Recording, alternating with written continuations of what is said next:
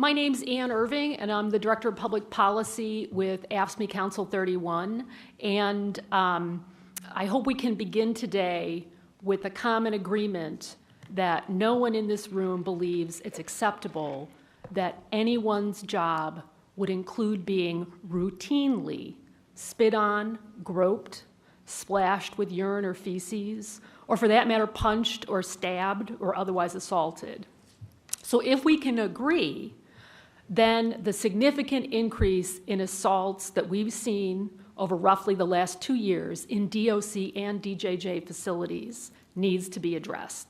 So we came here today with the understanding that was the topic of the hearing, and we want to make a start at identifying causes and also solutions. Since 2015, we've seen policy changes in both agencies, DJJ and DOC, that create challenges to maintaining safety in the facilities. And in addition to the increase in total assaults, and there's data in your packet that shows that, there have been recent particularly violent incidents against employees. And we actually did a press conference back in October in Springfield where members presented their stories of those assaults. If you haven't seen it, we can get you a link so that you can watch it. It's about 20 minutes and goes into some greater detail.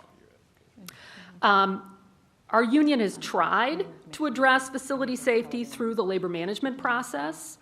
The response has been uneven at best. For example, in response to our press conference, DOC took issue with whether it was a 51% increase in assaults or a 34% increase in assaults. And that did not indicate to us that the agency was really ready to find solutions.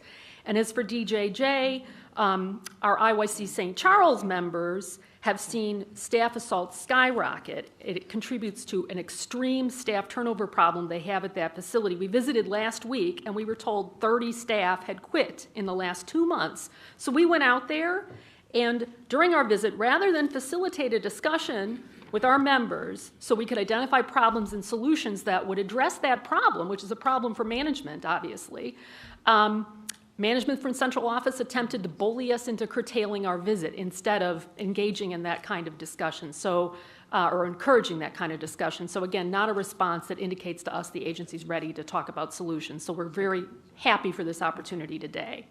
So just briefly then, I'm going to discuss the assault data, I'm going to talk about some of these policy changes, and I'm going to propose some solutions. And then two of our members, Knop, who's president of our local at Lawrence Correctional Center, a medium security adult facility, and Retta Colbert, who's an executive board member at our local at IYC St. Charles, and a counselor there, a juvenile justice youth and family specialist, will share some stories that illustrate these points. And as you can see in the data in the handout, we provide department data on annual assaults on staff for calendar year 2015, calendar year 2016, and then a projected annual assault for 2017. And what it shows is a 59% increase in assaults on staff since 2015 in DOC, and for DJJ, a 64% increase. And to put it another way, in August of this year, DOC and DJJ staff had already endured as many assaults as in the whole of 2015. So it's a very dramatic increase. On changes to policy and procedure, both agencies agreed to consent decrees which necessitated changes in segregation. Both agencies have gone beyond those consent decrees, made additional changes to segregation and the use of other forms of discipline. And these changes inarguably reduce the tools staff have to maintain order.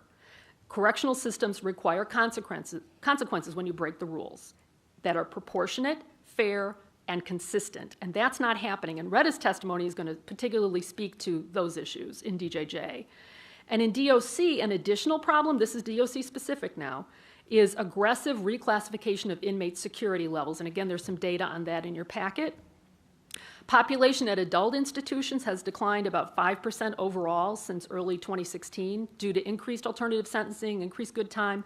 That would show most dramatically, it should show, in a reduced population at minimum security facilities, which house inmates with the shortest sentences, so it would have the biggest impact there. Instead, maximum security population has fallen far more, 17%, while medium facility population is basically unchanged and minimum down just a little bit more than that average.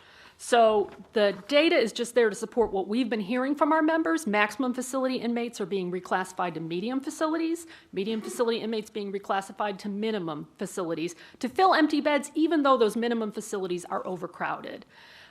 So you have 1,000 more murder and Class X offenders in medium facilities. And also an increasing number in minimum security facilities. So DOC has changed policies. They made changes in August that would make that happen. And we're hearing stories from counseling staff about Are you quotas. saying August of this year they made August these changes? of this year. So that wouldn't necessarily account for the fact that, because the uptick in violence didn't begin in August, right? No. Okay, just want to make sure. So let me say this. This has been happening. It's happening more aggressively since early 2016, which is the comparison, and Corey's going to speak to why it becomes a problem. Okay, but so did something start in 2016 that then was added to with these changes in August? Okay, and that's Corey's? Yes. Great, thank you.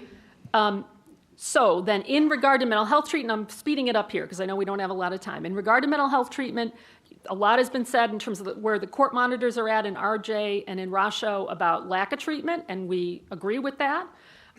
We want to add also a lack of communication and discussion between frontline staff who spend the most time with inmates and with mental health staff. And what we also want to point out is even while effective treatment, which might decrease assaultive behavior for some offenders, is not in place, that's what the monitors seem to be saying, both agencies are moving forward with policy changes which further expose staff to that assaultive behavior. We do think that's part of the problem. So that's, again, both agencies. And just finally, I have a number of stories about equipment failures, and I can share that with you in greater detail if you got time. But what we want to say here is that's an obvious thing. Radios and transport vans to get people quickly from one side of a facility to another. That's obvious, and it should be taken care of. And then finally, as I said, solutions. I just want to run through a quick list and then turn it over to Corey. So here are some that we've identified, again, for both agencies. Establish commensurate consequences for infractions and be consistent in their application. Increase staffing levels. I didn't talk much about this, but we need not just security staff, but treatment staff and program staff. Halt, and this is for DOC, halt this very number-driven and possibly budget-driven security reclassification and collect input from frontline staff during that security reclassification process so staff who know the offender best have some input into that process. Provide adequate safety equipment. Make judges and monitors in the consent decree courts aware of the increasing assault on staff and the need to identify solutions. Put in place adequate numbers of mental health clinicians who can provide offenders with mental illness effective treatment, including medication, and addressing most urgently those whose mental illness leads to assaultive behavior. Identify, and this is something we think management and frontline staff should be doing jointly at the facility level, identify the offenders with the most problematic behaviors, focus on those offenders and on those offenders in an intensive and consistent program with no deviations. And then both agencies have to prioritize staff safety. So with that, I'm going to turn it over to Corey. Hello. I'm Corey Knop. I'm the president of AFSCME Local 3600 and a correctional officer at Lawrence Correctional Center. We've had some very serious staff assaults in the last 18 months, the worst I've seen in the 7 years I've worked at Lawrence. We had an officer attacked from behind by 2 inmates, and it was so severe he's still off work recovering. We had a lieutenant assaulted about 7 months ago, beaten up really badly, and he's still off work.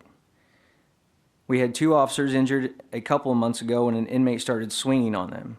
And a few weeks ago, an officer had lacerations in the back of his head that required stitches and also got whiplash from the inmate assault.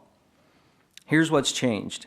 Prior to 2 years ago, unless an inmate was going somewhere specific, they were locked up in their cell. Now the inmates are out in the day rooms, so they have a lot more interaction with staff. At the same time, we've reduced the ability to use segregation as a deterrence tool. This is not just due to Rasho requirements. DOC took away or reduced segregation as a consequence for a variety of offenses.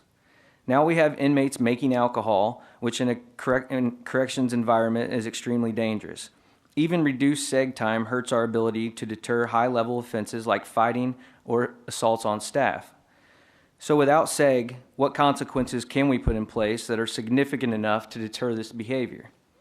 Advocates argue that we can't put inmates in a cell and throw away the key, and I totally agree.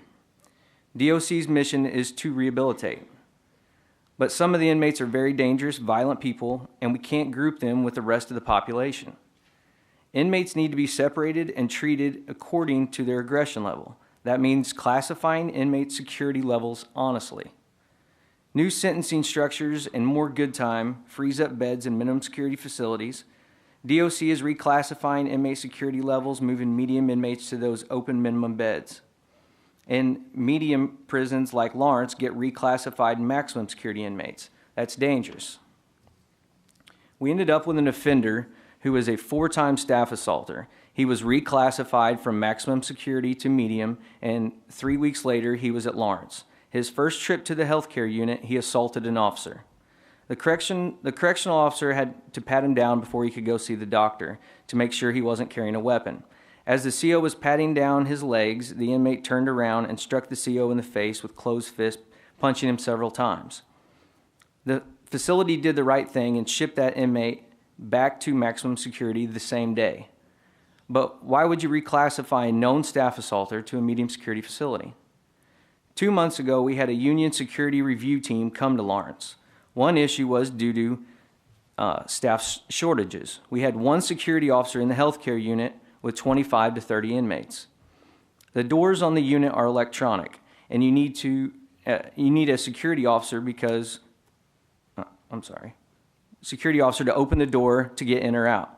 We requested a second healthcare officer because we presented the scenario, what if the one officer is assaulted?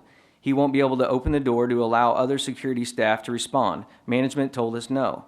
That scenario is exactly what happened. The officer who was punched in the face was struggling with the inmate. He couldn't call for help. A nurse had to call the code. He couldn't open the doors when help responded. A nurse had to fight her way around the altercation to get to the door. She was not familiar with the locking mechanism. She figured it out, but it took a few minutes before the staff got in to help the officer. Fortunately, that officer was able to hold his own in the struggle and didn't have lasting injuries. Literally the next day, we got what we asked for 2 months before, 2 security staff on the healthcare unit. Again, the facility did the right thing, but it's typical of DOC. They are reactive instead of proactive. We're tired of waiting for our members to get hurt before they listen to us. Thank you. Hello, my name is Retta, Colbert. Since college, my passion has been working with troubled youth. I have a master's degree and 10 years experience working in Chicago Public Schools, DCFS-funded group home, and as a court-appointed special advocate. I've worked at IYC St. Charles for over 4 years now, first as a JJS, or other known as an officer and adult. The last year, I was moved to a counselor. Since I started, we have less structure and a lot more problems. More fights where 5 or 6 youth beat up one youth. More assaults on staff, and not just security staff, counselors, teachers, nurses, mental health staff. Even administration is getting spit on or splashed with urine or feces. Much more sexual behavior where boys are putting their hands on female staff. Youth are refusing to do what they're asked, even hopping on the cottages' roofs and destroying state property, and staff are told to wait them out. These kinds of things happen daily at St. Charles, and not just one cottage, it can be any of the cottages. The biggest issues are the lack of consistency and the lack of consequences for the youth. We should have a standard guideline that all youth know. If a boy does A, he's going to get B. Instead, if a boy does something once and he goes to the behavioral unit, but another boy can do the same thing 3 times before he goes. The boys see that and they start upping up the ante and saying things like, well, this youth did this and he got 6 months early, so why can't I? On a cottage, you might have 2 or 3 boys who refuse to go to their rooms on a daily basis, on all shifts. When I started 4 years ago, we had a trained team that came out and rectified the situation, and the cottage can go on with their day. Now staff report to administration that they have boys refusing. Administration gives direction to wait it out. Those boys start hopping on tables, breaking furniture, demanding somebody from administration come talk to them because they want a pizza party or some other off-ground reward. This happens. The boys acting out, they get rewards from administration and executive staff.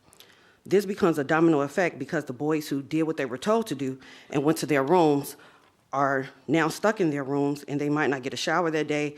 They might not get recreation time because the staff are busy dealing with the boys who are acting out.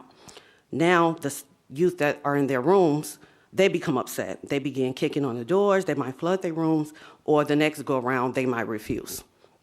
You have very good staff at St. Charles who are just in a terrible situation. We are afraid for our safety, and we're told it's part of the job.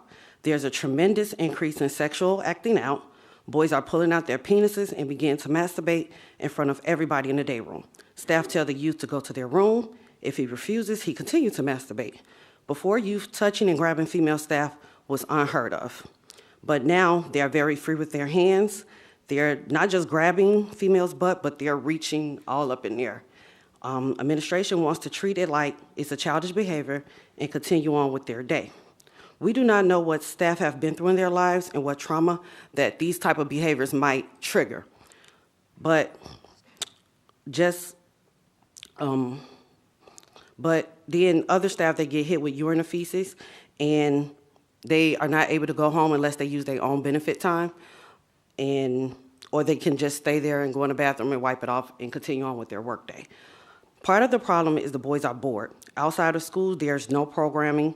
If they have their high school diplomas, they're on one particular college, all the youth that have high school diplomas, and they're pretty much on the unit all day watching TV. There is a college program called Lakeland College, but at the moment, it only can serve up to 10 youth, and those are for the ones with high school diplomas. We do have a teen center on grounds, and that's a reward for good behavior youth, but so much of the equipment is broken, the kids see it as a joke and a waste of time. Coworkers tell me that when the youth centers were under DLC, St. Charles had auto mechanic programs, barber school, career classes, and a lot of other programs offered. But now it seems like all the IYCs lost those resources. It's like staff and the youth are being set up to fail. St. Charles should be a place where rehabilitation programs change the way a troubled boy thinks and behaves. To do what we need, we need consistency, structure, and more programming resources. Thank you.